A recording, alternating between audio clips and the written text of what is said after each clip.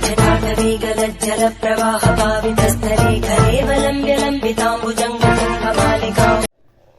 इसलिए एकम के अंदर उसका त्योहार मनाया जाएगा। भाई दूज जो होगी वो बुधवार को होगी 15 तारीख। ये था त्योहार विवरण। आज कार्तिक मास महात्म का 15वां अध्याय। नारद जी से राजा पृथु ने कहा कि हे देव ऋषि, दैत्यराज जलंधर ने क्या किया वो सब विस्तार पूर्वक बताइए। देव ऋषि नारद बोले, ऋषि भी एक कई प्रकार के होते हैं।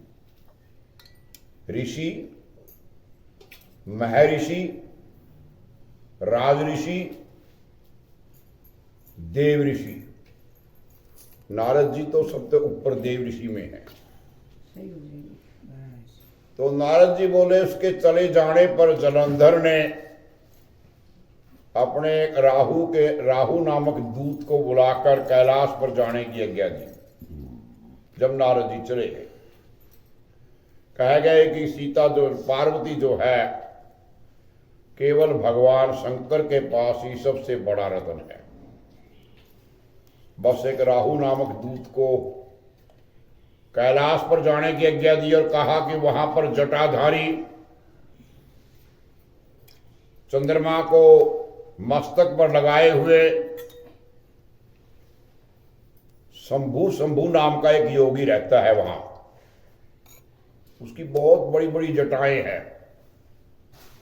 उसको बताना मेरा पराक्रमण, मेरा आक्रमण और ऐश्वर्य सारा कुछ बताना कि जलंधर इतना बड़ा है, ये कुछ कर सकता है। और उसकी सर्वांग सुंदरी भामिनी यानी कि उसकी स्त्री को मेरे लिए मांग लाओ। तब उन वचनों को सुनकर के वे दूत शिव जी के स्थान पर जा पहुंचा। परंतु शिव जी का जो गेट कीपर है, दरवाजे पर पहरेदार है, नंदी, उसे नंदी ने सभा के अंदर जाने ही नहीं दिया। किंतु वो अपनी उग्रता से भगवान श्री शिव जी की सभा में चला ही गया और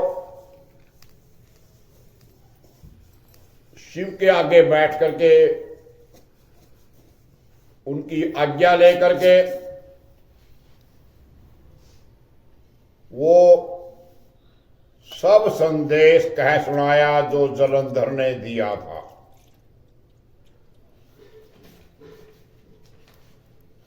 जो कहा था। फिर तो उस राहु नामक दूत के ऐसे कहते ही भगवान शूलपाणी के आगे पृथ्वी फोड़ करके, पृथ्वी को ही फोड़ करके एक शब्द वाला पुरुष वहां प्रकट हो गया, जिसका सिंह के समान मुख था, मानो दूसरा नरसिंह भगवान हो। वो दौड़ करके राहु को ही खाने चढ़ पड़ा। राहु बड़े जोर से भागा, परंतु उस पुरुष ने उसको पकड़ लिया। उसने शिव जी की शरण ले ली। राहु ने भगवान शिव जी की शरण ली और राहु ने अपनी रक्षा मांगी भगवान शंकर से कि मुझे मेरी रक्षा कीजिए आप। भगवान शिव ने उस पुरुष से राहु को छोड़ देने के लिए कहा कि मुझे ये दूत है, दूत को कभी मारना नहीं चाहिए। दूत तो संदेश लेके आया है अपने स्वामी का, अपने स्वामी की आज्ञा का पालन करता है, उसे कुछ नहीं कह सकते, उसका कोई दोष इसमें नहीं आता। वो दोषी नहीं है, दोषी तो उसकी जड़ है जो जलंधर है। वो उस पुरुष ने कहा कि महाराज मुझे बहुत जोर की भूख लगी है, मैं क्या खाऊं। भगवान महेश्वर ने कहा यदि तुझे बहुत ज्यादा भूखी लगी हुई है ना, शीघ्र ही अपने हाथ पैरों का ही मांस खा जाओ।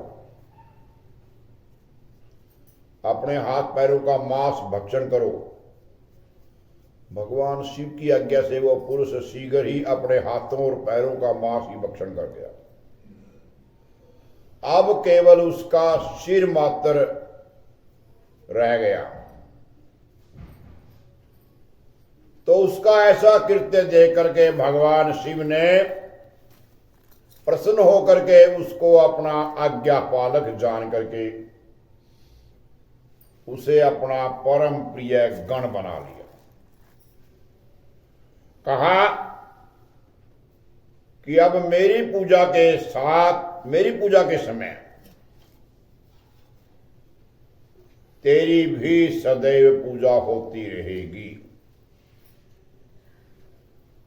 मेरी पूजा से पहले ही तेरी पूजा होगी। जो मेरी पूजा करेंगे और तेरी नहीं करेंगे वो मेरे प्रिय नहीं होंगे। शिव जी से ऐसा वरदान पा करके उस पुरुष को बड़ी प्रसन्नता हुई। चलो सदा के लिए एक वरदान तो मिला। उस दिन से वो शिव जी के द्वार पर बैठा रहता है, जिसका नाम कीर्तिमुख है। भगवान शिव जी से पहले जब शिव जी के मंदिर में आते हैं जल चढ़ाने के लिए, गेट के ऊपर 2 दाने पानी के छिट्टे मार देते हैं, बस कीर्तिमुख की पूजा होगी। चाहे गेट पे मार दो, दरवाजे पे मार दो, 2 पानी के छिट्टे मार दिए तो समझ लो कीर्तिमुख की पूजा हो गई। इस प्रकार कीर्तिमुख नामक गण होकर के वहां स्थित रहने लगा। नित्य भगवान का गुणगान करने लगा। श्री कमल नेत्र कटि पिता